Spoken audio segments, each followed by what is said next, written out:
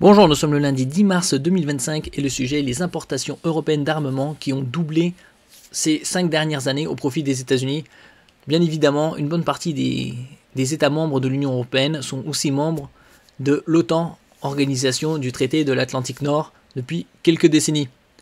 Si les États-Unis ont fourni 64% de ses armes, la France a triplé pour sa part ses exportations vers ses voisins. On peut aussi comparer le budget militaire américain qui est d'environ 800 milliards de dollars, qui est assez comparable au budget envisagé par Ursula von der Leyen pour l'Europe. En ce qui concerne la part du budget américain par rapport au budget mondial, c'est à peu près 50%. Et pour la France, on passera de 2017 à 2030 de 30 milliards à 65-70 milliards. Donc un doublement. Il y a même plus ou moins des rumeurs qui voudraient que le budget de la défense nationale soit de 100 milliards, un peu comme celui de l'Allemagne. L'année dernière, ils en parlaient également. Ils voulaient un budget de 100 milliards pour le réarmement. Un réarmement général s'opère en Europe en réponse à la menace de la Russie, constate l'Institut international de recherche sur la paix de Stockholm, CIPRI, dans son rapport publié lundi 10 mars. Sur la période 2020-2024, les importations d'armes des États européens membres de l'OTAN ont bondi de 105%, donc plus que doublé, par rapport à 2015-2019. Les États-Unis ont fourni 64% de ces armes, donc quasi 2 tiers, 52% en 2015-2019, donc un peu plus que la moitié. L'Ukraine est devenue le premier importateur mondial d'armes sur la période 2020-2024 et les États-Unis ont consolidé leur place de premier exportateur, 43% des exportations mondiales devant la France, dévoile le CIPRI.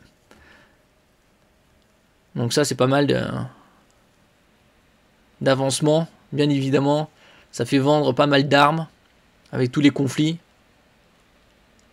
L'Europe, principal client des États-Unis, vont-ils continuer à être le principal client ?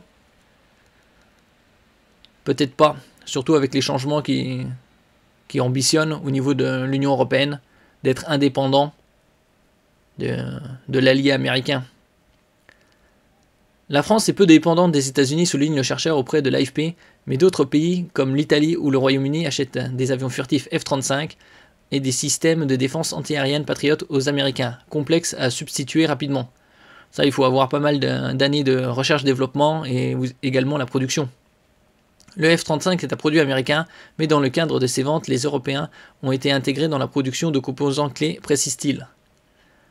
Les Pays-Bas, la Belgique ou le Danemark, en proie à des tensions avec les États-Unis sur l'avenir du Groenland, sont encore plus dépendants de l'armement américain, rappelle-t-il.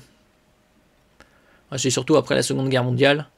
Comme ils ont intégré l'OTAN, certains pays ont compté davantage sur les États-Unis pour produire le matériel et eux l'acheter.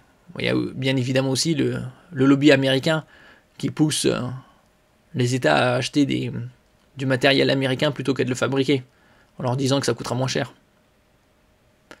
Donc parmi les principaux exportateurs, bien évidemment, c'est les États-Unis, 43%.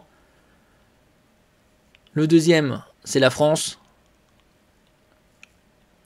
Après, il y a le troisième, la Russie. Ça, c'est le trio de tête au niveau mondial. Merci pour votre écoute et à la prochaine.